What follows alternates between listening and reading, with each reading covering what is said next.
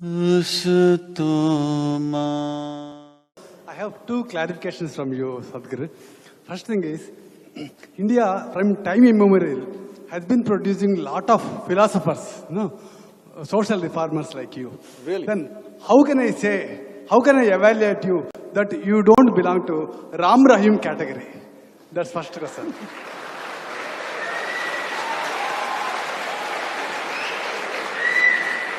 And my second question is, Let me finish one, huh? Pardon? Let me finish one question. Pardon, sir? Let me finish one question. Okay. You don't like the answer, just the question? Because afterwards I may not get chance. But Like this Ram Ram Rahim thing will finish it. Please. Okay, then wait. So, you said India has produced many philosophers and social reformers from time immemorial. I think you got it completely wrong on that note, because India never produced social reformers or philosophers. Philosophy is one thing we always shunned.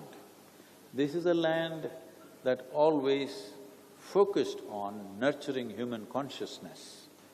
This is why we look like such a big chaos, but still we manage. The entire world wonders, how the hell does India function? Yes, we are like a swarm of bees.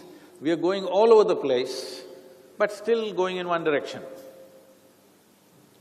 Because in this land, nobody could ever give us a moral code. Even when so-called divine entities came, all they got was a debate. Yes or no? When Shiva came, his wife Parvati asked 1,000 questions. Entire Shiva Sutra is full of questions and questions and questions. He can't give a commandment and say, this is it. He has to explain. This is not a philosophy, this is a seeking. This has been always a land of seekers. When Krishna came, Arjuna, his dearest friend, how many questions? Endless amount of questions. Nobody could ever give a commandment or a moral code in this country, because here we believed the best thing is to stir up your humanity, not your morality. By fixing a moral code, today it looks like everything is in order, but tomorrow people will find a way to subvert the moral code and do their own thing anyway. The best way to bring about a certain order in the society is to stir up one's humanity. But if you give a moral code, it's a one-day's job. You can carve it on the rock and say, this is it forever. But if you want to stir up humanity, you can't do it to a crowd, you have to do one at a time, one at a time. It's a lifelong commitment to people around you. I don't know what you know about that, I don't know what to say about him. But at the same time, I want to tell you this country has produced the most phenomenal sages. Sages with incisiveness of mind and consciousness, that if you come after 10,000 years, still it makes sense what they said many thousand years ago. You are not looking at them. Right now, you have unfortunately come to a stage where your idea of a sage is Ram Rahim, because you have a silly idea of secularism, he exploited it with Ram Rahim. Your idea of secularism is Amar Akbar Antony, so he became Ram Rahim. I don't know why he's not Robert also, he did not add.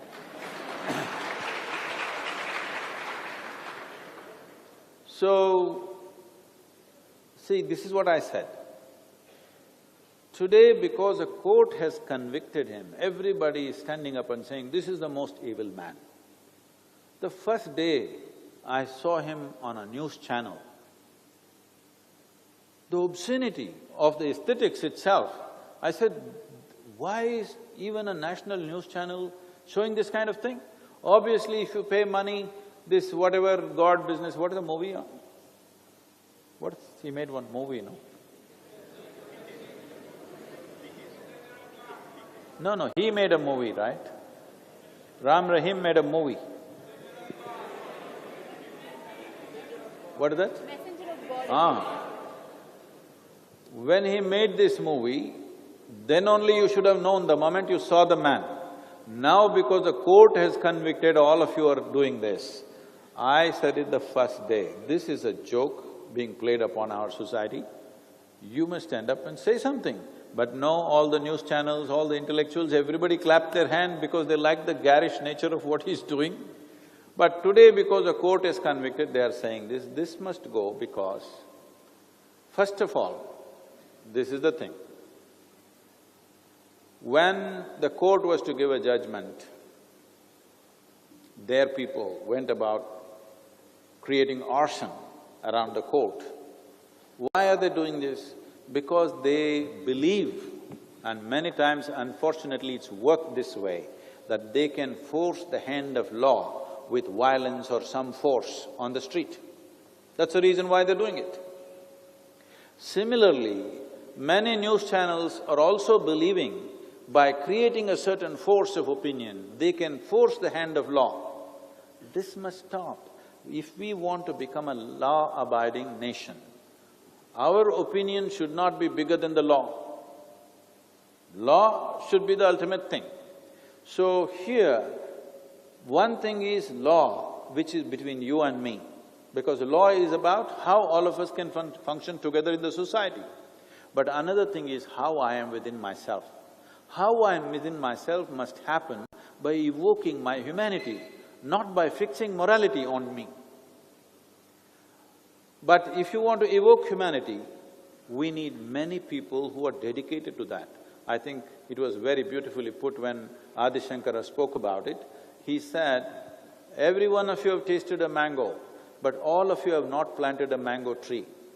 Because 10 people planted mango trees, 1,000 people are eating mangoes, the sweetness of mango they know. So these people, those 10 people for every 1,000 were there in the past, unfortunately they're missing. So here we are at a kind of a flux in the society right now, where we have no morality and where we have nobody to stir up our consciousness, not enough at least.